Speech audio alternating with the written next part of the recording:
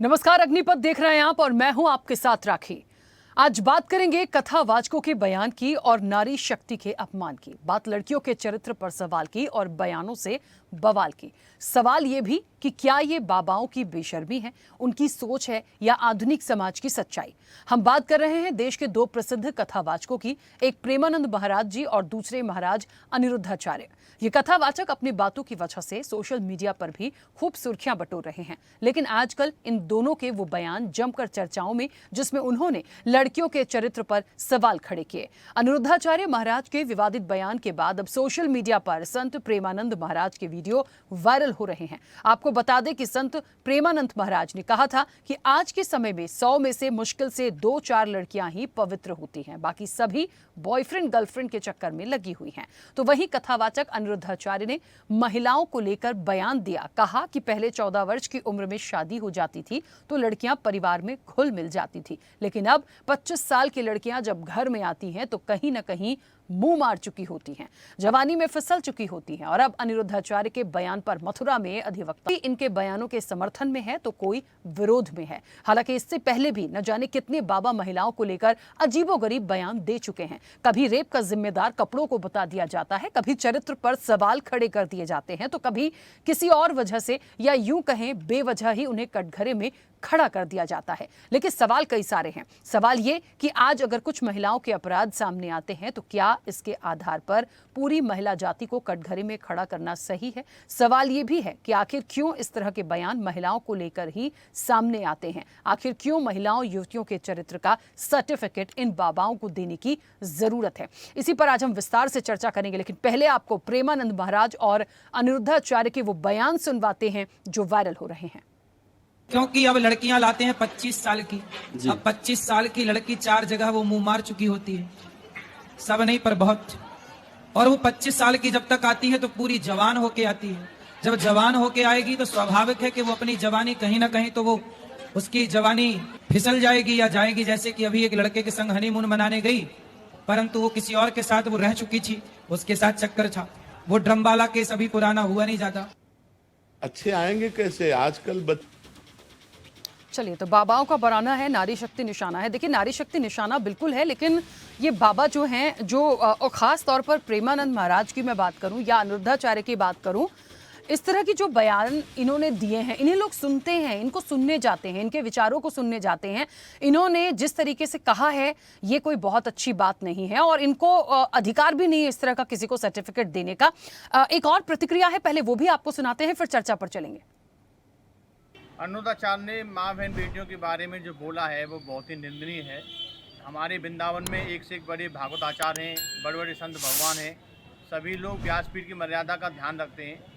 लेकिन जिन लोगों के पास अरबों करोड़ों रुपये आ जाता है एकदम, तो वो उनको रावण का सा अहंकार हो जाता है। यही स्थिति अनिरुद्धाचार्य की है। इन लोगों के पास अरबों की संपत्ति इकट्ठी हो चुकी है, तो ये लोग व्यासपीठ की मर्यादा को भूल चुके हैं।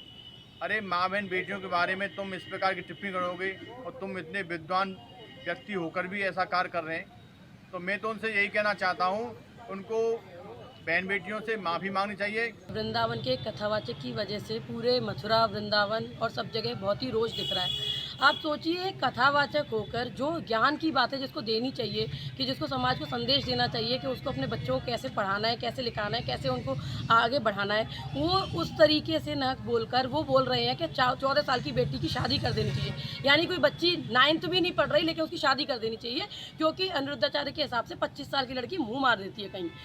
देखिए, बयानों के बाद विरोध है और विरोध जायज भी होता है, क्योंकि सबसे पहली बात यही आती है कि आपको ज्ञान देना है, लोग आपको सुनने आते हैं, आप ज्ञान दीजिए। ज्ञान से इतर आप बात करेंगे तो वो आप पर भी एक सवाल खड़े करते हैं। क्या आप जिस जगह पे पहुंचे हैं, आपका बचपना जहां से आया है, क्या आप इन्हीं सब चीजों से निकले हैं? आप पैदा होते से संत नहीं बन गए, आप पैदा होने से बाबा नहीं बन गए। आपकी ये पहचान धीरे धीरे आपने कमाई जरूर होगी, लेकिन आपने जिस तरह की बातें की हैं, क्या आपके जीवन में भी ऐसी चीजें हुई हैं तब आप ये चीजें कह रहे हैं? लेकिन किसी के लिए इस तरह का सवाल उठाना कहां तक जायज है? हम सीधे चर्चा पर चलते हैं। हमारे साथ मेहमान जुड़े हैं। सबसे पहले आपका परिचय करा दें।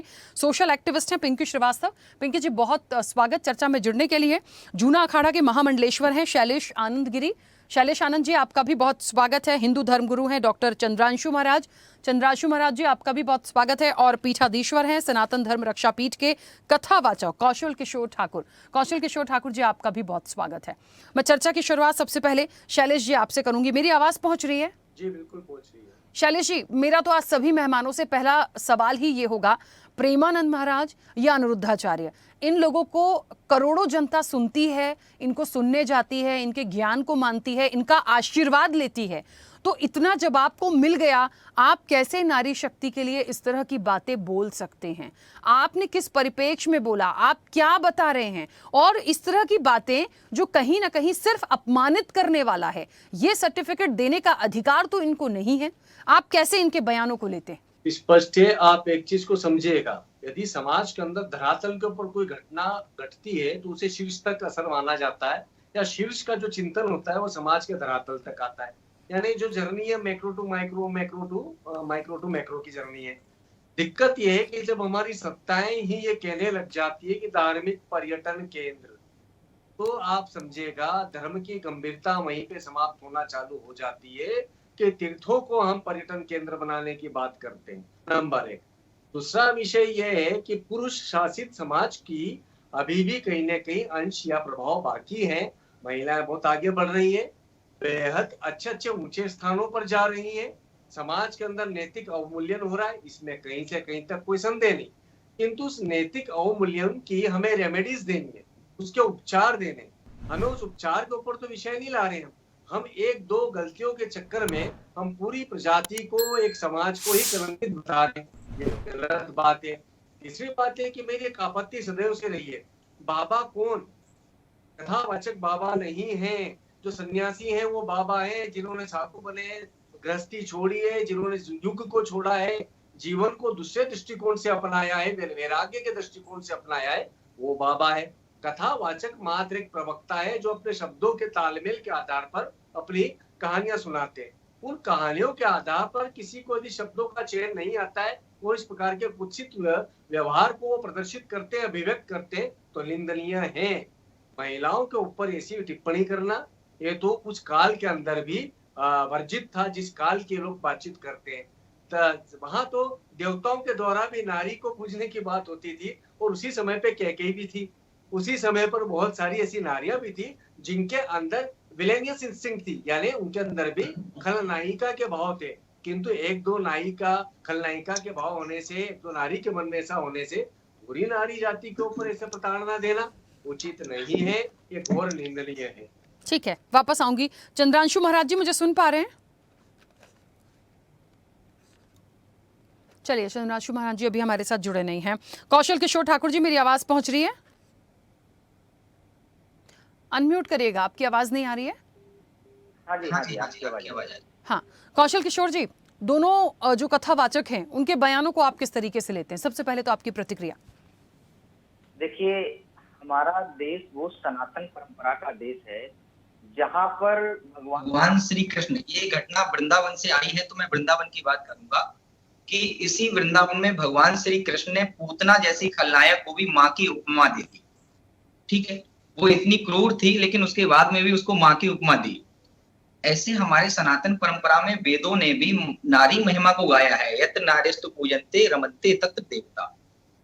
ठीक है, एकाध दो महिलाओं ने, अगर एकाध दो बहन बेटियों का कोई अगर आचरण गलत होता है, तो इसमें हम ये नहीं कह सकते हैं कि हमारे पूरे देश की, जिस तरह से 100 में से 4 बहन बेटियों को जो है सही बताया और 96 को गलत बताया गया है, इस हिसाब से देखा जाए तो भारत की 96% माताएं और बहनें जो हैं दूषित हो गई। आखिर हम किधर जा रहे हैं? वृंदावन वो धाम है जहां के संतों ने, ऐसे ऐसे संत रहे जिन्होंने इस देश में सनातन परंपरा का ध्यान रखते हुए इस देश में सुंदर समाज के निर्माण की रचना की। लेकिन आज के संत कहाँ जा रहे हैं? ये बहुत दुखद स्थिति हो रही है। कोई जो है चरित्र पर उंगली उठा रहा है, कोई राजनीति में जा रहा है। आखिर ये सब चीजें संतों को शोभा नहीं देती हैं। संतों को चाहिए कि जैसे पूर्व में वृंदावन के संतों ने, जैसे कि करपात्री जी महाराज जी थे, जैसा कि ब्रह्मलीन प्रज्ञा चक्षु संत स्वामी श्री शरणानंद जी महाराज जी थे, जिनके प्रवचन को सुनने के लिए राष्ट्रपति तक व्याकुल रहते थे। ऐसा ही नहीं है, हमारे देश में, हमारे वृंदावन में ऐसे ऐसे संत हुए, जैसे आनंदमयी माँ हुई, नारी शक्ति थी, ठीक है, अखंडानंद जी महाराज जी हुए हैं। तो इन सब संतों ने एक सुंदर समाज के निर्माण की संकल्पना को निहित किया। इनके प्रवचन से समाज में सुंदर समाज की प्रस्तावना निहित हुई। आज के संत कॉमर्शियल होते चले जा रहे हैं। अब हम सन्यासी हैं, सन्यासियों के लिए सुखभोग बिल्कुल भी स्वीकार नहीं है, लेकिन आज के समय में संतों को सुखभोग भी अच्छा लग रहा है। तो कहीं ना कहीं तक तो आज के संत जो हैं सनातन को गर्त में ले जा रहे हैं। ऐसी वाणी, ऐसी असभ्य वाणी जिससे किसी का अपमान हो रहा है, किसी के लिए असम्मानित जनित बोला जा रहा है, सनातन धर्म पर जो है उंगली उठाई जा रही है, माताओं बहनों पे उंगली उठाई जा रही है, ये शोभा नहीं देता है। आपके प्रवचन ऐसे होने चाहिए जिससे एक सुंदर समाज का निर्माण हो। मैं यही कहूंगा कि ऐसे संतों को ऐसे शब्द बोलने चाहिए जिससे सुंदर समाज का निर्माण हो, न कि कोई वैमनस्यता फैले, कोई वैर भाव फैले। बिल्कुल ठीक है, वापस आऊंगी। पिंकी जी, मेरी आवाज पहुंच रही है? जी जी रखिए जी, आपकी आवाज आ रही है। क्योंकि आप एक सोशल एक्टिविस्ट हैं, आपसे मैं बहुत स्पष्ट रूप से एक बात बिल्कुल पूछ सकती हूं, क्योंकि आप भी महिला हैं, महिलाओं से रिलेटेड ही बात यहां पर की गई है। देखिए, वो कथावाचक हैं, हैं, संत हैं, जो भी हैं। अब तो मुझे कहते हुए बहुत अजीब लग रहा है उनके बारे में, लेकिन उसके जो एक्सपर्ट व्यू आने थे वो यहाँ पर जो हमारे साथ जो बैठे हैं एक्सपर्ट, उन्होंने अपनी बात रखी। लेकिन बात यह है, 9-10 साल का बच्चा है, आप शादी कर दीजिए, 25 साल की हो जाएंगी तो मुंह मारकर आई होंगी, जवानी फिसल चुकी होगी, शर्म नहीं आती इस तरह के शब्द बोलते हुए? पहली चीज। दूसरी चीज, मैं बहुत स्पष्ट रूप से बोलूं, जिन राधा रानी को आप पूजते हैं, क्या वो नारी नहीं थी? नारी ही थी ना। आपने बोलने से पहले नहीं सोचा आप क्या बात कर रहे हैं? क्या प्रेम किसी ने किसी से कर लिया तो उसको सजा देंगे आप? क्या राधा कृष्ण के बीच प्रेम नहीं था? मानते हैं समाज में बहुत सारी ऐसी चीजें आई, ऐसी घटनाएं आई, लगातार आधुनिकता में बहुत सारे ऐसे केसेस हमारे और आपके सामने आए, लेकिन हम सबको 2, 3, 4 केसेस के बाद सारी नारियों को या हर 25 साल की लड़की को, हर महिला को हम उस कैरेक्टर पर, उस जगह पे लाकर खड़ा कर दें कि वो 25 साल की यदि हो गई है मतलब वो मुंह मारकर ही आई है। यदि वो 4 लोगों के साथ मुंह मार के आई है तो वो एक अच्छे घर में शादी करके जाके अपना एक अच्छा जीवन नहीं निभा सकती, वो अपने हस्बैंड की सगी नहीं हो सकती। तो ये सर्टिफिकेट कहां से ये ला रहे हैं? कि अपने जीवन में ये देखकर आए हैं? ये कहां से आए हैं? इनकी उत्पत्ति कहां से हुई है? एक मां की कोख से ही जन्म लिया होगा। मैं बहुत, देखिए, थोड़ी सी मेरी बातें बहुत कड़वी हो सकती हैं, बट मुझे ये चीज बिल्कुल अच्छी नहीं लगी। जितना सम्मान आदर है आप सोच समझ के बोलिए, आप सबको एक कैटेगरी में मत रखिए। और मैं तो मैम ये भी कहूंगी आपसे, जिन लोगों ने 4 जगह जाके अपने रिलेशनशिप रखे हैं, उनकी भी आप पीछे की चीजों को देख रहे हैं क्या? कि वो अपने टाइम पास के लिए जा रहे हैं, या उनकी कंडीशन क्या थी, या उनकी चीजें क्या थी? आज के समय में चीजें बहुत अलग हैं, हर चीज के पीछे एक सिचुएशन होती है। तो आप जब जानते नहीं है तो बोलते क्यों हैं? बहुत ही बढ़िया आपने इस विषय पे बात की। आपके तीनों चारों पॉइंट्स जो हैं वो बहुत ही सोचने लायक चीजें हैं। सबसे पहली बात तो शब्द बहुत खराब है, जो भाषा का इस्तेमाल किया गया है। एक्चुअली ना अनिरुद्धाचार्य जी और अपने जो महाराज हैं प्रेमानंद जी, ये इनको धीरे धीरे ना इन्हें रस आने लगा है रील बनाने में। जब इनके बोले हुए शब्दों के ऊपर लोग रीलें बना रहे हैं तो इनको व्यूज मिलते हैं, इनको पब्लिसिटी मिल रही है, तो इन्हें क्या लग रहा है कि मतलब ये अपनी दिशा ये खुद खो चुके हैं, है ना। दिशाहीन ये खुद है और दिशाहीन ये पूरी पीढ़ी को बता रहे हैं। इन्हें लगता है कि आज अगर मेरा कोई भाषण या मेरा बोला हुआ कोई शब्द वायरल हो जाएगा तो मैं बिल्कुल हीरो बन जाऊंगा, समाज मतलब मुझे हाथों हाथ लेगा, तो जो चाहे वो बोलो। उन्हें नहीं पता था कि कहीं महिलाएं उठ के खड़ी हो जाएंगी और इस तरह से भी बातें करेंगे। क्या घटिया और भद्दी बात कर रहे हो अनिरुद्धाचार्य जी। आप आपके शब्दों को थोड़ा मर्यादा में रखिए। आपने बिल्कुल सही कहा, राधा रानी जी का भी श्री कृष्ण के साथ प्रेम था और उसके बाद राधा जी का विवाह भी कहीं और हुआ, श्री कृष्ण की खुद की कई विवाह हुए। तो जो भी ये संपर्क है पुरुष और स्त्री का, क्या उसको हमेशा ही भद्दे तरीके से ही बोला जाएगा? ये प्रेम भी तो हो सकता है। एक जगह आपको प्रेम प्रेम लगता है और दूसरी जगह आपको प्रेम में गंदगी नजर आती है, ऐसे कैसे हो सकता है?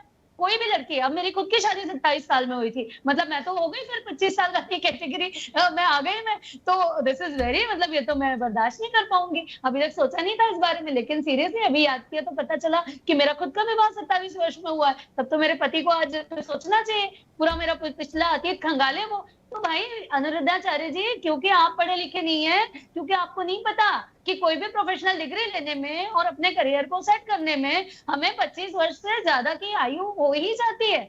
और फिर दूसरी बात ये भी है कि 25 वर्ष होने के चक्कर में मैं क्या किसी से भी शादी कर लूंगी?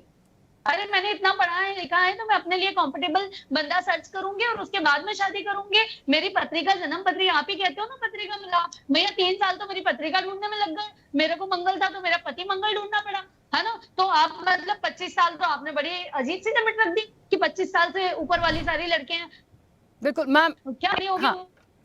आएगा कि अब कहाँ जाए। एक्चुअली अनुरुद्धा, मैं प्रेमानंद जी के बारे में तो नहीं बोलूंगी, लेकिन Aniruddhacharya ji totally is a real person और वो उसी में खुश है। उन्हें अब बाबा कहना बिल्कुल हमें बंद कर देना चाहिए।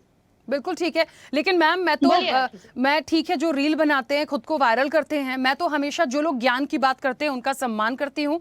प्रेमानंद महाराज के लिए मैं हमेशा पढ़ते सुनते देखते आई हूँ। लोग बड़े बड़े जो सेलिब्रिटी हैं वो आशीर्वाद लेने जाते हैं, उनके मुंह से उनके खुद के बयान सुनने के बाद मुझे बहुत अजीब लगा कि जो लोग चार होटल का खाना खा रहे हैं तो आपको कैसे कुछ अच्छा लगेगा। इसका मतलब कि आप कहना क्या चाहते हैं?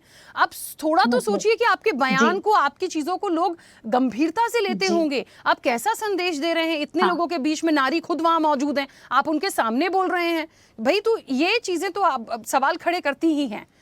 ठीक है शैलेश जी, ये सब चीजें कैसे बंद होंगी?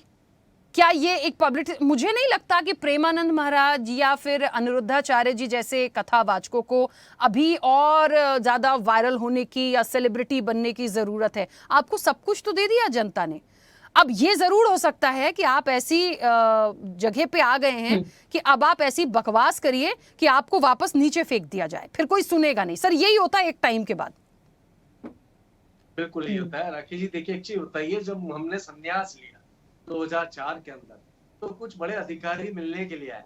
उन्होंने देखा कि आप चर्चित हैं, आपके पास धन है, अब आप इस धन का क्या होगा। तो सबसे पहला विचार जो आया सबके मन में है कि एक आधुनिक जीवन जीने वाला व्यक्ति यदि संन्यास लेता है तो उसके मन में क्या भाव होना चाहिए। मेरा जवाब था, हमें आप राष्ट्रीय संपदा घोषित कर दीजिए, हमारे ऊपर एक रिसीवर बैठा दीजिए, हम जो कह रहे हैं उन सबका एडिटोरियल होना चाहिए, उसकी एडिटिंग होनी चाहिए, संपादन होना चाहिए।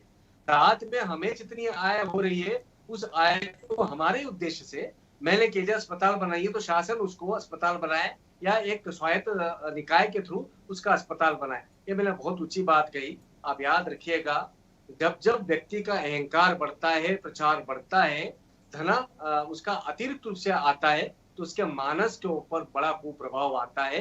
क्योंकि जब जब सुख आता है साथ में बीमारी लेकर के आता है। तो ये बीमारियां हैं जो समाज के अंदर ये स्वतः ही संक्रमण के लिए ला रहे हैं। इन लोगों को स्पष्ट रूप से सामाजिक रूप से बहिष्कार करना चाहिए, इनको सामाजिक रूप से प्रताड़ित करना चाहिए, इनसे माफिया मंगवाना चाहिए। और एक दो बार नहीं, ऐसे पर्ची वाले बाबा हैं, इस प्रकार के टोने टोटके वाले बाबा हैं। शासन का मैजिकल इंस्ट्रूमेंटेशन एक्ट कहाँ चला जाता है?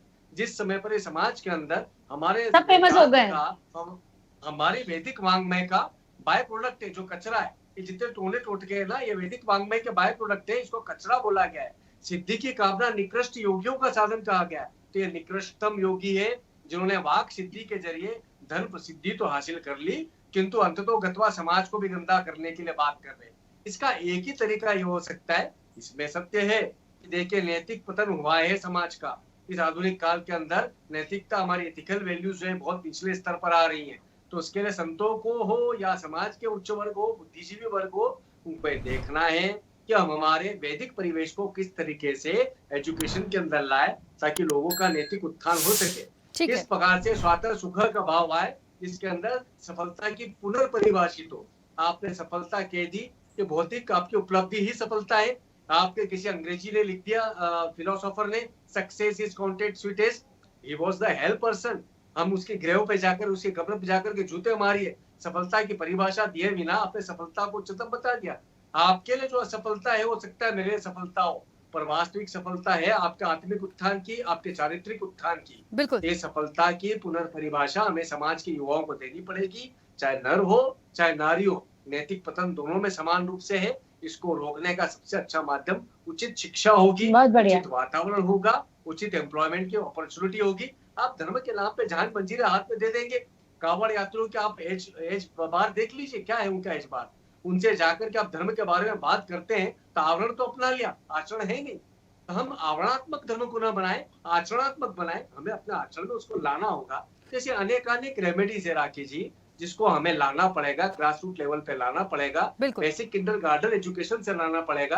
पहले हमारे यहाँ पे नैतिक शिक्षा के नाम पर एक पाठ्यक्रम हुआ करता था, जिसके अंदर भिन्न भिन्न प्रकार की पंचतंत्र की कथाएं होती थी। आज क्या चल रहा है मॉरल साइंस के अंदर, ये थोड़ा तलाश करें, बिल्कुल। उसके बाद जब हम शैलेश जी, बात हाँ, करें। एक सेकंड में शैलेश जी, क्योंकि समय की सीमा है, बहुत छोटा सा सवाल मेरा। कौशल किशोर जी, एक बयान और था, हालांकि क्योंकि अब बयान तो जब बोलना ही है कथावाचकों को तो उनके लिए क्या ही कहा जाए, उनके लिए तो एक कड़ी कार्रवाई होनी चाहिए, मुझे ऐसा लगता है। अभी हाल ही में थोड़ा सा पॉलिटिकल हो जाएगा, एक मौलाना ने एक सांसद के लिए, महिला सांसद के लिए उनके कपड़ों पर टिप्पणी कर दी, मस्जिद में ये ना पहन के, आप सबको पता होगा, बहुत गंदा, है ना, इस तरह की जो उन्होंने बोला कि नंगी बैठी है, मैं तो बोलूंगी उन्होंने कहा नंगी बैठी। तो ये बताइए, प्रदीप मिश्रा एक बार कह रहे थे कि यदि नाभि दिखती है तो इज्जत चली जाती है, ढककर रखना चाहिए, क्या बेतुके बयान। तो मौलाना पर एफआईआर हो गई, क्या ये जो लोगों ने बोला है क्या इन पर कार्रवाई नहीं होनी चाहिए? कौशल जी।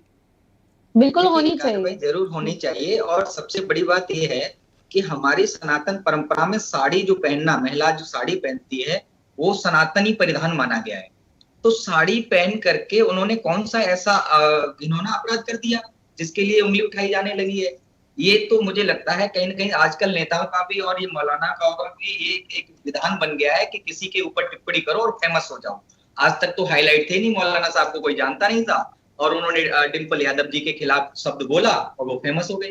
तो ये कहीं ना कहीं तक तो हम तो ये जानते हैं, हमारे एक बहुत पुराना डायलॉग है कि पहले तोलो फिर बोलो, ठीक है। तो आजकल ये जो जितने लोग बोल रहे हैं, और मैं एक निवेदन के साथ में कहना चाहूंगा, परम पूज्य स्वामी शैलेशानंद जी गिरी जी बैठे हुए हैं, हम संतों में सिर्फ इतना निवेदन है कि जो कथावाचक हैं इनको आप बाबा मत मानिए, इनको आप संत मत मानिए। कथावाचक मैं भी हूं, हम उस परंपरा में कथावाचक हूं, जैसे कि हमारे जैसे विरक्त साधु संत सन्यासी, इनको कथावाचक के तौर पर आना चाहिए आगे, क्योंकि पूर्व काल में व्रतों से ही कथा कराने का विधान रहा है। बिल्कुल। अब आज के समय में अधिकतर कथावाचक गृहस्थ हैं, और जब गृहस्थ कथावाचक होंगे तो फिर वो तो काम क्रोध लोभ मोह सबको पनपा के रखेंगे और वैसा ही बांटेंगे जैसा उनका आचरण है। क्योंकि समय की सीमा है, लेकिन मैं एक चीज कहूंगी, आप कह रहे थे ना इन्हें कथावाचक कहे, कथावाचक हैं सर, ये तो थोड़े समय बाद ऐसा ना हो कि वो भी ना रह जाए। जिस हिसाब से इन्होंने बात करी है, यदि जनता ने जहां बिठाया है वहां से 2 मिनट में नीचे भी उतार देगी, लेकिन कार्रवाई बिल्कुल इन पर बनती है। समय की सीमा है। आप सभी मेहमानों का बहुत शुक्रिया इस चर्चा में जुड़ने के लिए। तो देखिए, लड़कियों पर, महिलाओं पर अश्लील कमेंट ये बताता है कि या तो ये सठिया गए हैं, या तो इनकी मानसिक स्थिति खराब है, या फिर जितना इन्हें जनता ने दिया है उसका अहंकार इतना इतना इनके सर पे चढ़ गया है कि ये अब नारी शक्ति का अपमान करने लगे हैं। आप कहां से आए हैं, आपकी उत्पत्ति कहां से हुई, आप सोचिए। तो जिस तरह की बातें हैं, सभी जगह विरोध हो रहा है। अब कार्रवाई की बात हो रही है, वो होती है या नहीं, ये आने वाले समय पे देखेंगे। फिलहाल चर्चा में इतना ही। बने रहिए स्वदेश न्यूज के साथ। सबसे पहले देश।